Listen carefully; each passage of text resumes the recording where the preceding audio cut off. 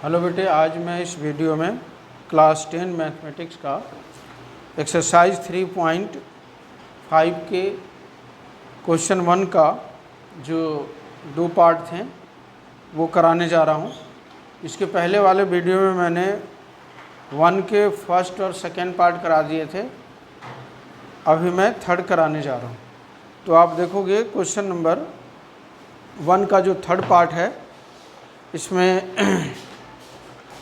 जो करने हैं, तो क्वेश्चन नंबर 1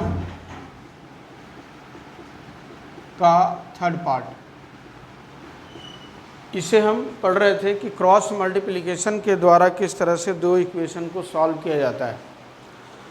तो इसके पिछले वीडियो में मैंने बताया था कि उस इक्वेशन को किस तरह से सॉल्व करते हैं। आज मैं फिर उसको बताने जा रहा हूँ। तो क्वेश्चन जो इसके जो थर्ड पार्ट हैं वो हैं 3x माइनस 5y है, 3x माइनस 5y और इक्वल टू 20 पहला इक्वेशन था।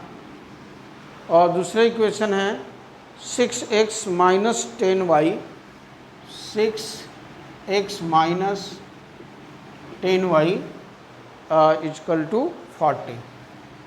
ये दो इक्वेशन दिया हुआ है। इनको सबसे पहले हमें ये देखना है कि क्या ये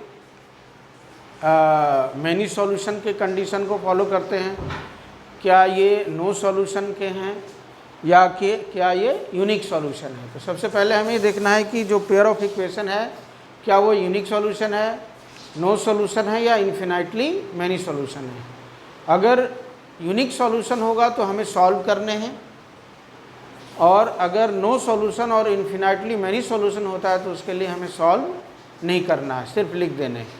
तो सबसे पहले हमें ये देखना है कि a1/a2 क्या आ रहा है, b1/b2 और c1/c2। तो सबसे पहले a1/a2 निकाल लेते हैं क्या है। तो a1/a2 मैंने बताया था कि जो x के कोफिशिएंट हैं वही a1 और a2 होते हैं। जैसे x का कोफिशिएंट यहाँ 3a1 है और यहाँ x का कोफिशिएंट यहाँ 6 जो है वो a2। तो इस तरह से आज तो संडे है ना बेटा, हाँ छुट्टी है, ठीक है। तो इस तरह से बैठेगा तो बैठ जाओ, बोल दो बैठ जाएगा, चुपचाप देख लो।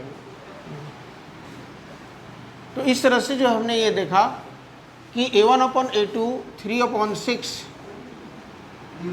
इसको सॉल्व करेंगे तो 6 1 जा और 3 1 जा और 3 2 जा, यानी 1/2 आ गया। अब दूसरा जो है b1/b2 हमें निकालना है। तो b1/b2 के लिए लिखना यहाँ -5 और अपॉन में -10। तो ये कैंसिल हो जाएगा, 5 1 जा और 5 2 जा, 1/2 आ गया। उसी तरह से हमें c1/c2 देखना है। तो c1/c2, तो c1/c2 के लिए ये दोनों जो कांस्टेंट है ये होते हैं 20/40। ये 20 1 जा और 20 2 जा 40 हो गया। तो इस तरह से आपने देखा कि ये जो आया a1/a2 की वैल्यू, b1/b2 की वैल्यू और c1/c2 की वैल्यू जो है वो सेम है। यानी ये कंडीशन, देयरफॉर इसको देखने से आप लिखोगे कि a1/a2 इक्वल टू b1/b2 और इक्वल टू c1/c2 आ गया। तो ये 3 कंडीशन थे, जिसमें कि ये जो कंडीशन है ये बताता है कि pair of linear equation has the many solution, infinitely many solution. तो इसके लिए हमें सॉल्व करने की ज़रूरत नहीं है, सिर्फ इसको लिख देना है कि देयरफॉर लिखना यहाँ पे कि pair of linear equation has infinitely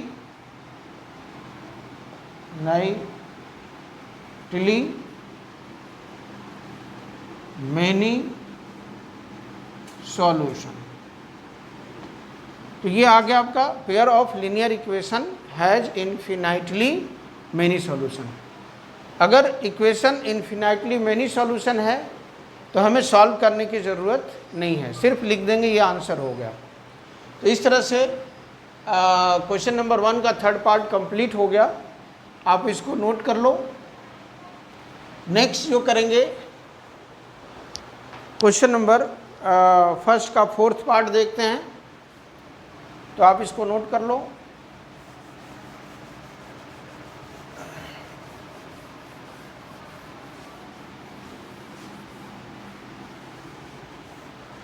अब क्वेश्चन नंबर फर्स्ट के जो फोर्थ पार्ट हैं, इसे देखना है कि क्या ये यूनिक सॉल्यूशन है, मैनी सॉल्यूशन है या नो सॉल्यूशन है। तो इसके लिए जो इक्वेशन दिया गया है, equation first equation x minus 3y minus 7 है। देखो दिया गया है x minus 3y minus 7 equal to 0। ये फर्स्ट इक्वेशन दिए गए हैं -3 x minus 3y minus 7 equal to 0, पहला इक्वेशन है। दूसरा इक्वेशन है 3x minus 3y, 3x minus 3y minus 15 equal to 0। इसके लिए भी हमें a1/a2, b1/b2 और c1/c2 फाइंड करने हैं। तो आप लिखोगे यहाँ a1/a2। तो a1/a2 का मैंने अभी बताया कि x के जो कॉफिशिएंट होते हैं वो होते हैं। तो यहाँ x का कॉफिशिएंट 1 है तो 1 लिखा, और यहाँ x का कॉफिशिएंट 3 है तो ये 1/3 आ गया। उसी तरह से b1/b2 लिखेंगे, b1/b2। तो y के कॉफिशिएंट को लिखेंगे तो y का कॉफिशिएंट यहाँ देखो -3 है, और यहाँ y का कॉफिशिएंट -3 है। तो ये माइनस माइनस कैंसिल हो गया, 3 और 3 भी कैंसिल हो गया, तो ये 1 आ गया। और जो c1/c2 का वैल्यू आप यहाँ पे देखोगे तो c1/c2 जो है वो -7 है और ये -15 है। ये माइनस माइनस कैंसिल कर दिया, 7/15 है। अब इससे क्या कंडीशन मिल रहा है, तो इससे आप देखोगे कि a1/a2 का वैल्यू 1/3 है और b1/b2 का वैल्यू 1 है। यानी क्या मिला कि देयरफॉर लिखोगे कि a1/a2 is not equal to b1/b2। देखो a1/a2 1/3, b1/b2 1 है, यानी ये दोनों इक्वल नहीं है। तो ये कंडीशन आप याद करो किस में आएगा, तो ये कंडीशन है यूनिक सॉल्यूशन का कंडीशन है ये। अगर ऐसा आता है तो हम कहते हैं pair of linear equation has unique solution. और अगर यूनिक सॉल्यूशन आएगा, pair of linear equation unique solution आता है, तो उसे हमें सॉल्व करना होता है। सॉल्व करना मतलब x और y की वैल्यू निकालनी होगी। तो अब हमें इसको निकालना है, तो लिखेंगे देयरफॉर, यहाँ लिखोगे therefore pair of linear equation has unique solution. Pair of linear equation has unique solution.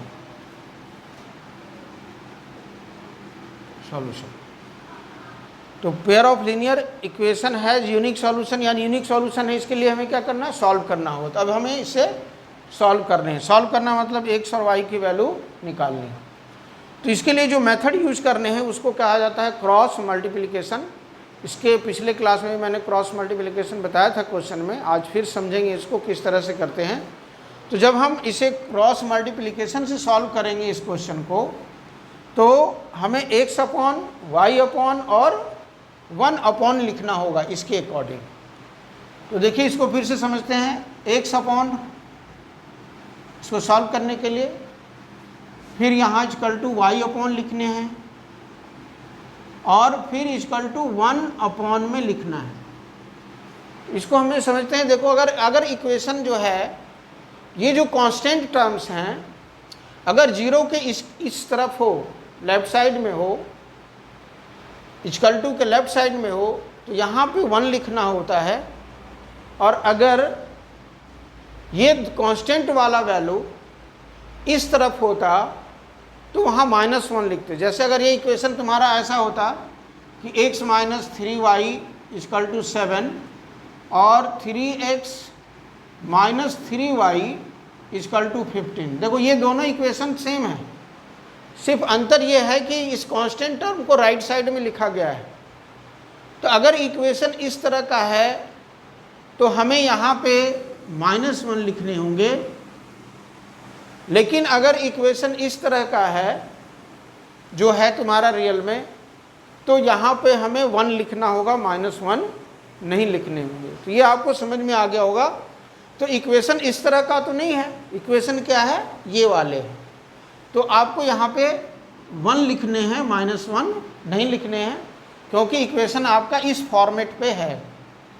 तो अब ये तो हमने लिखा x के अपॉन में। जब भी हमें दो इक्वेशन को सॉल्व करना होता है तो सबसे पहले x के अपॉन लिखेंगे, फिर y के अपॉन में लिखेंगे और फिर 1 के अपॉन में लिखेंगे, अगर इक्वेशन का फॉर्मेट ऐसा है। और अगर इक्वेशन का फॉर्मेट में अगर ये कांस्टेंट टर्म्स राइट साइड में होता तो वहाँ पे -1 लिख देते। ये हमेशा आपको ध्यान रखना है ताकि क्वेश्चंस के आंसर गलत ना हो। तो अब इसके बाद क्या लिखते हैं वो समझना है। तो x अपॉन में लिखने के लिए इस x वाले के कॉफिशिएंट को हमें नहीं लिखना है। x के अपॉन में लिखना है तो x के कॉफिशिएंट को नहीं लिखना है, ये जो y वाले जो कॉफिशिएंट है उसी को लिखना है। देखो y के कॉफिशिएंट यहाँ पे क्या है, तो यहाँ पे देखो ये -3 है, दूसरा वाला -3 है, ऐसे लिखा, और फिर -7 है और -15 है, ये इस तरह से लिख दिया। देखो ये 4 है, ये है और ये 4 लिख लिया। किसके अपॉन में लिखा, x के अपॉन में। दूसरा जो y के अपॉन में क्या लिखने हैं, तो देखो y के अपॉन में जब लिखना है तो y वाले को नहीं लिखना है। तो कहाँ से लिखना है, तो y के बाद इस वाले को पहले लिखना है, ये वाले। तो यहाँ -7 और -15 ये लिखा, और फिर दूसरा इसको लिखना, y वाले को नहीं लिखना है, 1 3 लिखने, 1 और 3 लिखने। और इसमें ध्यान यही देना है कि अगर y वाले के नीचे लिखना है तो पहले कांस्टेंट वाले को लिखेंगे, फिर x के कोएफिशिएंट को लिखेंगे यहाँ पे। अब हमें 1 के नीचे लिखना है, तो 1 के नीचे लिखना है तो उसके लिए क्या करेंगे, इसको नहीं लिखेंगे, किसे लिखने हैं, ये और ये वाले को लिखना है। तो हमें इन दोनों को लिखना है और इन दोनों को लिखना है। यानी आप x का कोएफिशिएंट यहाँ देखोगे 1 लिखोगे, दूसरा 3 है, और यहाँ -3 और -3 ऐसे लिख दोगे, -3 और ये -3। ये इस तरह से हमने लिखा, x के अपॉन में, y के अपॉन में और 1 के अपॉन में हमने लिख लिया। अब इसको क्रॉस लगाते हैं। देखो क्रॉस इस तरह से एरो का साइन लगाएंगे, इस तरह से और इस तरह से, ये यानी सबसे पहले हमें इसको इससे मल्टीप्लाई करना है, फिर माइनस लिख करके इससे मल्टीप्लाई करके लिखने। उसी तरह से यहाँ पे भी करना है, वैसे इसको इससे मल्टीप्लाई करने हैं और फिर इसको इससे मल्टीप्लाई करके लिख देने हैं। सेम यहाँ पे आप देखोगे, इसको इससे करेंगे मल्टीप्लाई क्रॉस, और फिर ये इसको इससे क्रॉस करेंगे। तो ये आप इस तरह का क्रॉस लगा लोगे। पहला हमने x के अपॉन लिखा, y के अपॉन लिखा और 1 के अपॉन में लिखा, और इस तरह से क्रॉस लगा लेंगे। नेक्स्ट जो स्टेप होगा इसका, वो लिखेंगे x अपॉन में। अब इनको मल्टीप्लाई करके लिखो। मल्टीप्लाई कैसे करने, क्रॉस करने हैं। तो देखिए -3 को -15 से क्रॉस करेंगे, मल्टीप्लाई करेंगे, तो माइनस माइनस प्लस, और 350 या 45 लिख लिया। माइनस फॉर्मूले के होते हैं, ये लगाने हैं।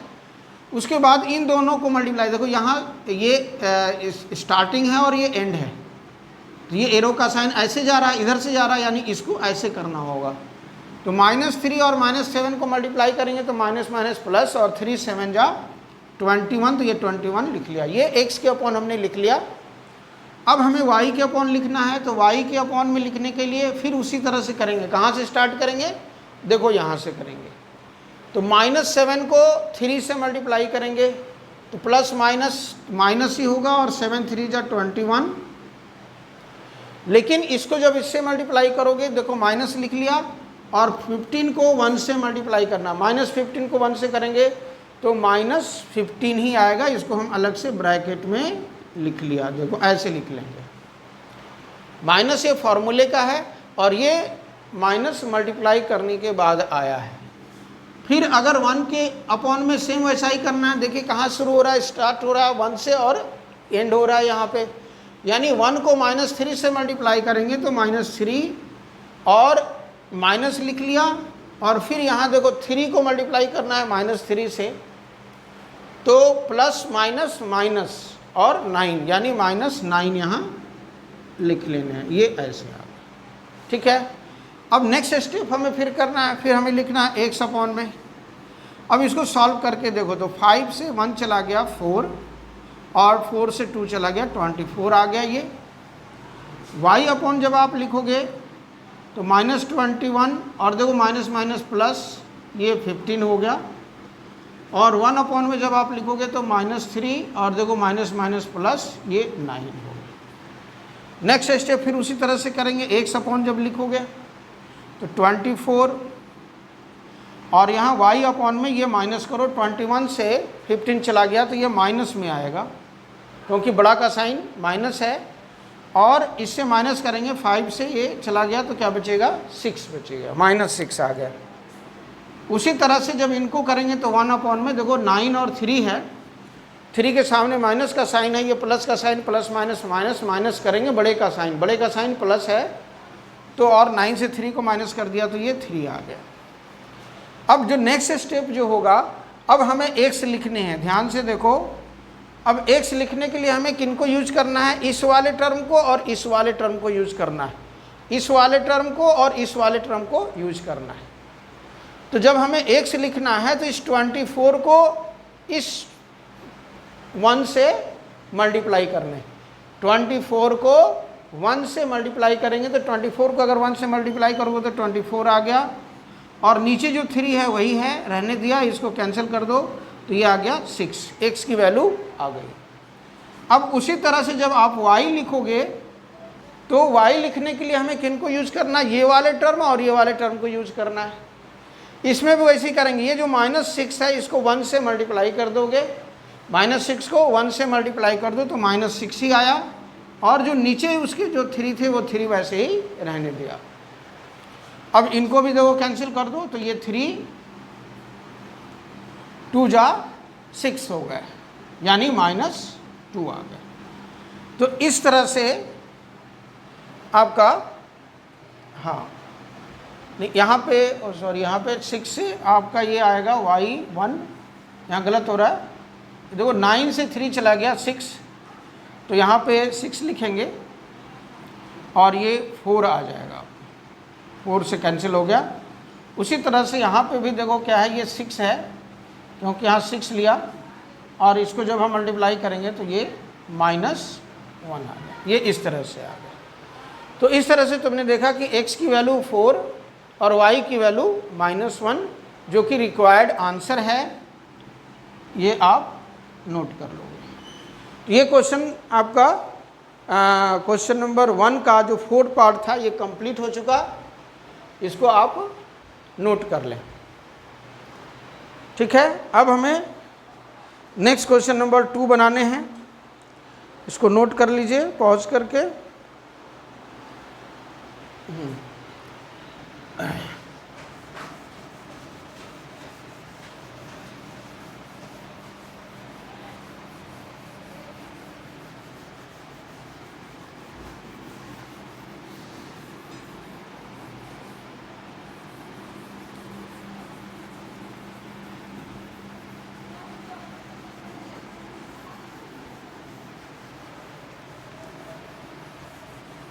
ठीक है, अब चलते हैं क्वेश्चन नंबर 2 करने के लिए। क्वेश्चन नंबर 1 था, अब क्वेश्चन नंबर 2 करना।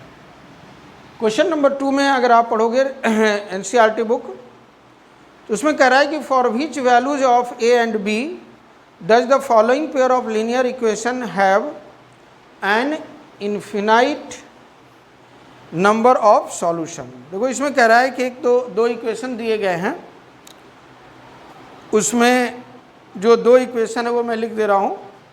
ये इक्वेशन है 2x + 3y = 7, और दूसरा इक्वेशन है a माइनस बी एक्स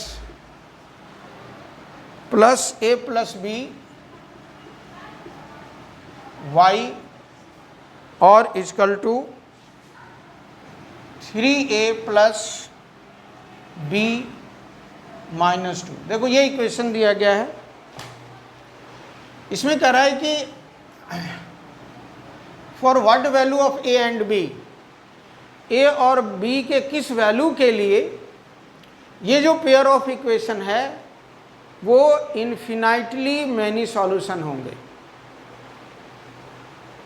ए और बी के किस वैल्यू के लिए ये जो दोनों पेयर ऑफ इक्वेशन है वो इन्फिनाइटली मैनी सॉल्यूशन होगा। तो हमें यहाँ पे ए और बी की वैल्यू निकालनी है, तो इसको सॉल्व करते हैं।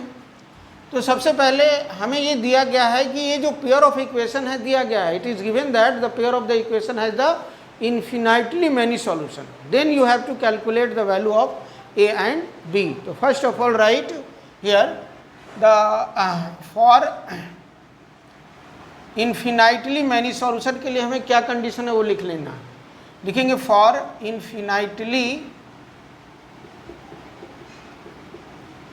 infinitely number of solution, for infinitely number of solution. तो इन्फिनाइटली नंबर ऑफ सॉल्यूशन के लिए या इन्फिनाइट नंबर ऑफ सॉल्यूशन के लिए हमें क्या इन्फिनाइट भी लिख सकते हो।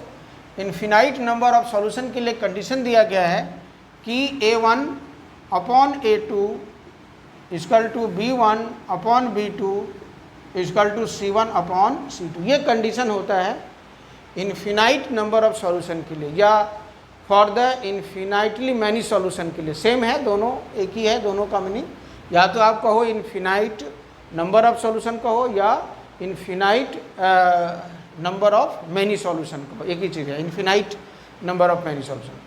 तो उसके लिए कंडीशन ये दिया गया है। अब आपको यहाँ पे a1 क्या है वो लिखना है, a1 और a2। तो a1 जो होता है, a1 और a2 x के कोफिशिएंट से लिखते हैं, b1 b2 y के कोफिशिएंट से लिखते हैं और c1 और c2 जो है वो जो कांस्टेंट टर्म होता है वो लिखते हैं। तो यहाँ से आपको a1 अपॉन a2 लिखना है। तो a1 देखो x का कोफिशिएंट 2 है, 2 लिखा, और a2 जो है वो a माइनस b है, क्या आ गया। b1 अपॉन b2 आप देखो y के जो कोफिशिएंट है यहाँ 3 है और b2 में आप लिखोगे a प्लस b लिखोगे। उसी तरह से c1 अपॉन c2 के लिखोगे यहाँ पे 7 और दूसरा लिखेंगे 3a प्लस b माइनस 2, ये आ गया। तो ये लिख लिया इसके अकॉर्डिंग। अब हमें a और b की वैल्यू निकालनी है, उसके लिए हमें ये दो टर्म यूज़ करने हैं, दो टर्म्स। या तो पहले आप इनको और इनको यूज़ करो, दूसरा इनको इनके साथ यूज कर सकते हो या इनको इनके साथ यूज कर सकते हैं। दो इक्वेशन हमें बनाने हैं। तो सपोज करो हमें इन दोनों को यूज करना है, तो इन दोनों को यूज करने के लिए क्या करेंगे, इन दोनों को क्रॉस मल्टीप्लिकेशन करेंगे। क्रॉस कैसे होता है, इनको इससे मल्टीप्लाई करना, इसको इससे करना, या इसको इससे मल्टीप्लाई करना, इसको इससे करना। तो मान लो हमने इसको इससे किया, तो देखो 3 को जब इससे करोगे तो 3 और a माइनस बी हो गया, क्रॉस किया, और 2 को जब इसके साथ करोगे तो 2 के साथ a प्लस बी होगा। नेक्स्ट जो स्टेप होगा वो क्या होगा, यहाँ 3 लिखा, minus 3b equal to 2a plus 2b। अब सबको वन साइड ले आओ, तो 3a minus 3b minus 2a minus 2b और इधर इक्वल टू 0 आ गया। इनको जब आप सॉल्व करोगे तो 3a से 2a चला गया, क्या बचा a, 3b और ये माइनस 2b प्लस हो जाएंगे 5b और इक्वल टू 0। ये इक्वेशन 1 आ गया, ये इक्वेशन 1 आ गया। उसी तरह से आप क्या करना है, फिर इनको इसके साथ इक्वल कर लो।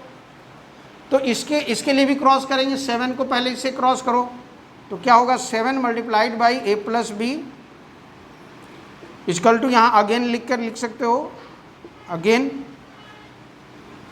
7a प्लस बी, और 3 को इसके साथ मल्टीप्लाई करने तो 3 लिखा और 3a प्लस बी माइनस 2 लिख लिया। नेक्स्ट स्टेप लिखोगे, 7 को इससे मल्टीप्लाई करो, 7a plus 7b equal to 3 3 जा 9a प्लस 3b और माइनस 6 होगा। अब हमें क्या करना है, इनको वन साइड ले आएंगे। आप यहाँ लिख सकते हो इसके साथ यहाँ पे। तो देखो 7a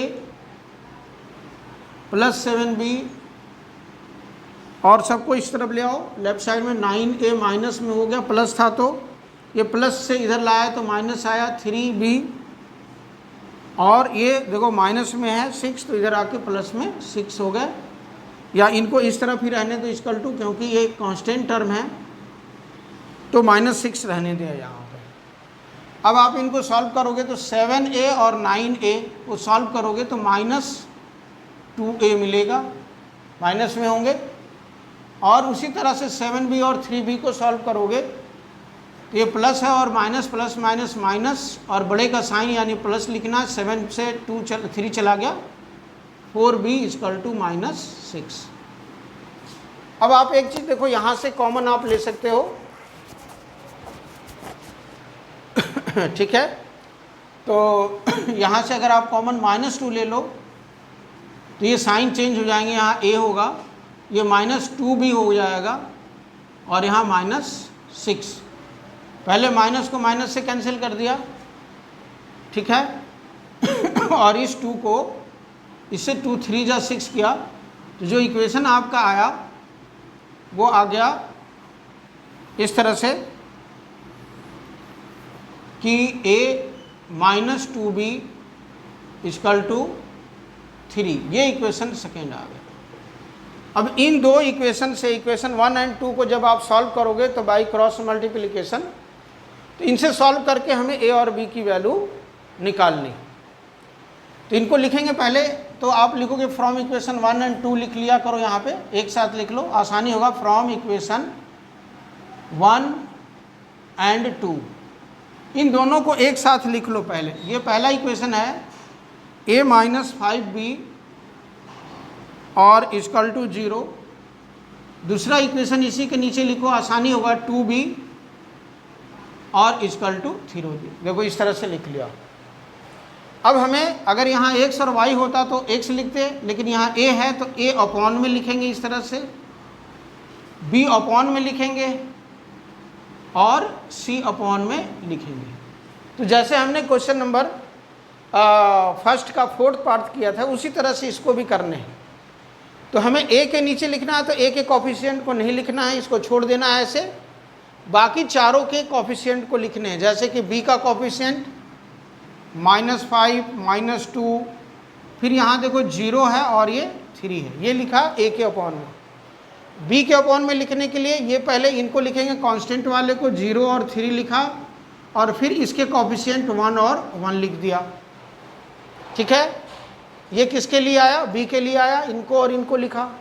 अब जब -1 के नीचे यहाँ पे लिखना है, c नहीं है यहाँ पे, -1 लिखने होंगे।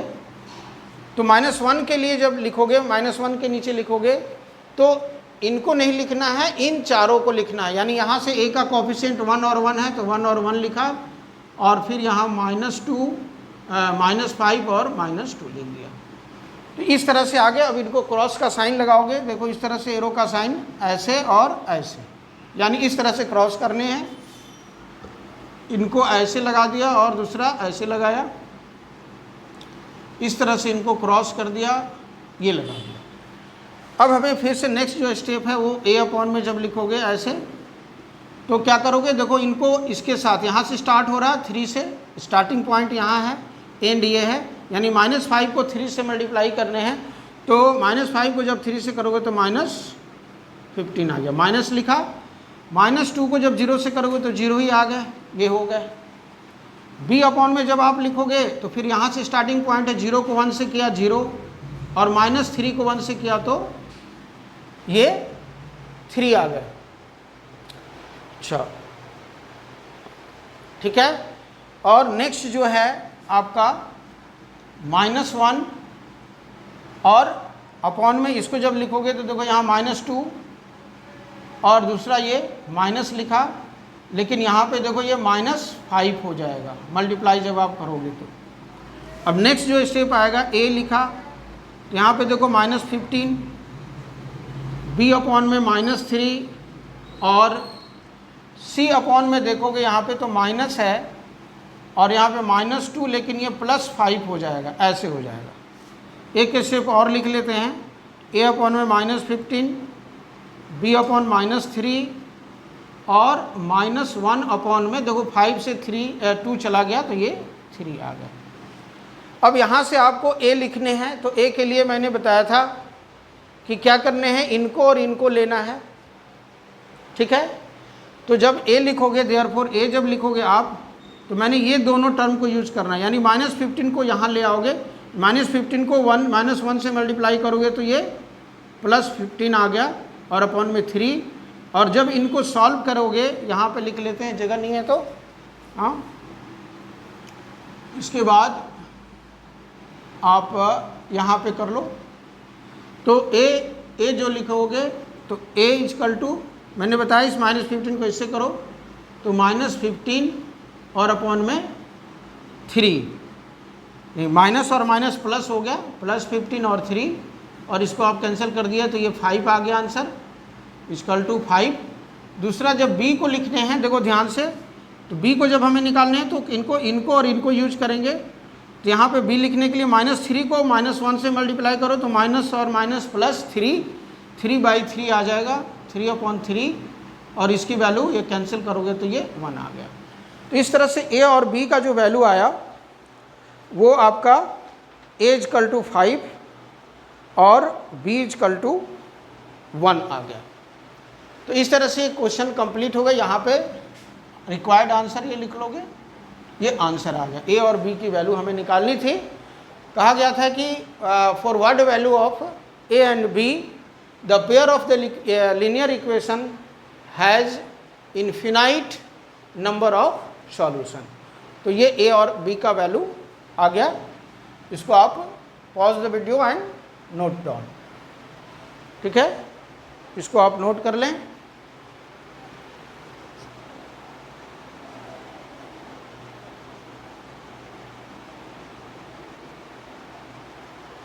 तो इस तरह से आपने देखा कि ये दोनों क्वेश्चंस जो है, क्वेश्चन नंबर 2 का फर्स्ट पार्ट हमने करा दिया।